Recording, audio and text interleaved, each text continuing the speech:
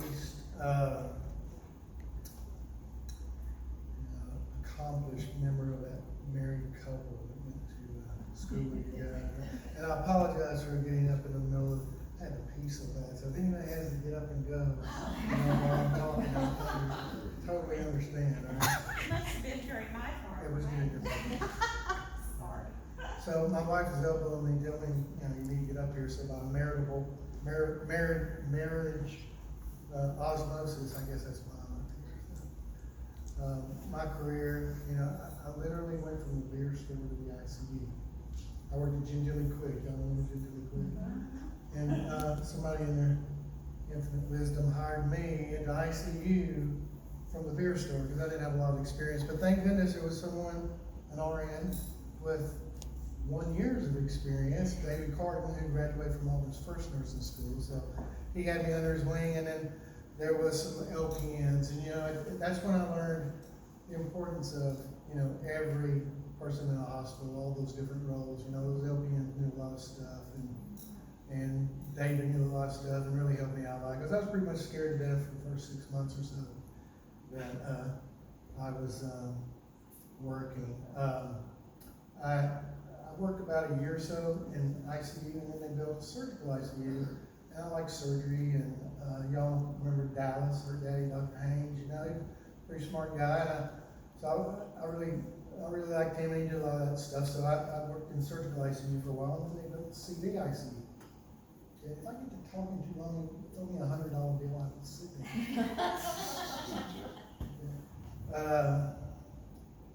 CDICU about a dozen years. I worked with Nancy in CDICU. And I think that you were even my manager for a period of time in CDICU. So I'm sorry for any heartaches that I caused.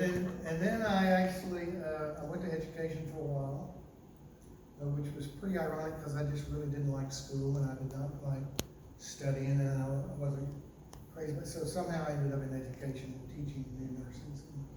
And then electronic charts came around, and there were people who knew about computers, and there were people who knew about nursing, but nobody knew about both. And I kind of knew a little bit about both, and convinced somebody to help me be involved with that. So I did that for a while during that conversion, and then I managed a unit for a couple of years, and then I went back to education. That's where I ended up my career. Retired a year ago. And I told you I hate school. Math is not my strong point, but so this is our 40th anniversary. I worked 39 years at East Auburn Medical Center. So I was trying to think back to some memories of nursing school, and honestly, I don't remember a whole lot about nursing school. I was lucky. I spent so much time in the woods hunting and fishing, and I'd crawl into class sometimes. I do remember Miss Hallie reading from a textbook incessantly, taking notes for hours. And I only did it because you guys were doing it. I thought I was doing it. So yeah, I took a lot of notes and all that. So I remember that. I remember prerequisites, some of the prerequisites I had to take. Organic chemistry, it was Dr. Ziegler and his Tinker Toys. I never understood any of that. And then I had to take calculus, and to this day, I don't know why. Nobody from NASA has come to me with my C- grade and asked me to figure out the trajectory of the next probe to hit the asteroid headed toward Earth. But anyway, I took calculus. And Dallas Haynes, Debbie, I don't know if you were in that anatomy and physiology. We had our cat the cat we dissected, fondly named him Stiffy. I remember Stiffy, Stiffy the cat. And I do remember going to Tuskegee to the psychiatric, and I also drove the van. Did anybody just? I drove the van. I got paid like $8. I paid like $8. I got paid. Well, you have to go through the bursar's office, and you have to do all this. Yeah, $8. You got paid. Oh, yeah, it was a student co-op. Had to get there early. The psychiatrist that I recall, his name was Dr. Zaytuni. Okay, and what, honestly, I couldn't figure out the difference between those patients and me. I thought that I did not see much of a difference between the patients and me. And Dr. Zaytuni hypnotized me. Was anybody there? Y'all remember that? They hypnotized her. She doesn't remember it, but he had her raising her arms up in the air and doing all kinds of.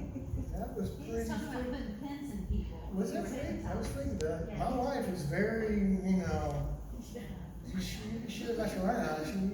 She doesn't fool around. She was hypnotized. Yeah. So anyway, that happened. But then, you know, just a couple of quick stories I just want to say. After getting comfortable after working a year or so, you know, I found that in critical care with all the, you know, we saw a lot of success stories, but there was a lot of tragedy and a lot of deaths. And one of the things that really helped me cope was humor. And, you know, it was good. And usually it's two guys. So it was me and Richie Zorn, who was in the third nursing student. We were working together one night, and, you know, the conversation usually starts with, like, hey, watch this. And then chaos ensues, right? So we're in ICU in the middle of the night, and a spider was walking across an x-ray screen. And I said, hey, Richie, watch this. And I went over and I caught him in the specimen cup. And back then, before electronic charge, you had lab labels and all. And I don't know whether it was me or Richie. We wrote out on the lab label, under the test section, spider analysis, and we sent that to the lab. So I don't know who actually does the spider analyses in the lab, but they did not appreciate that. And I got in a little bit of trouble for that. The other thing that happened one time is Richie says to me, he says, hey Mike, what's this? And you know, we would have charts prepared, paper charts prepared before, you know, empty room, prepare your chart. So all you gotta do, doctor just comes in there, writes orders, and you stuff it and all that. So we had a chart prepared. And this was a big chart. Matter of fact, you might say it's a magnum chart, because Richie wrote Tom Selleck on the chart, and he said, let's just see what kind of reaction we get from people. So that morning, day shift coming in, and they all saw, you know, all the, you know, we got a big kick out of all that. But then something unusual happened that typically doesn't happen. One of the critical care division heads made rounds that morning. And, you know, normally, I call them high heel nurses. You know, they came in and never saw them, but she came through and she saw that chart. And immediately she went for it, and Richie put his elbow on it and said one magic word, HIPAA. And so she backed off. And then we finished up, and of course we tore the chart apart and went about it, went home.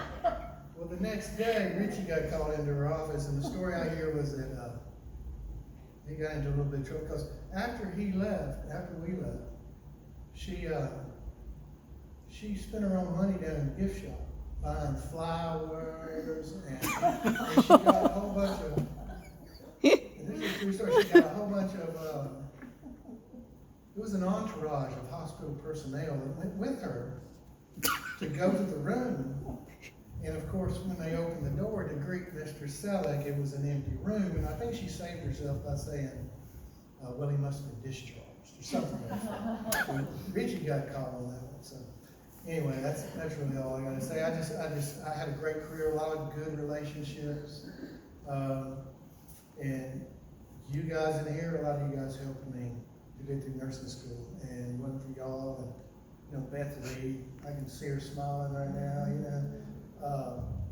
My wife had something to do with me sticking with it, so anyway, it's good to see you, all you guys again, and I appreciate the opportunity to say hey again.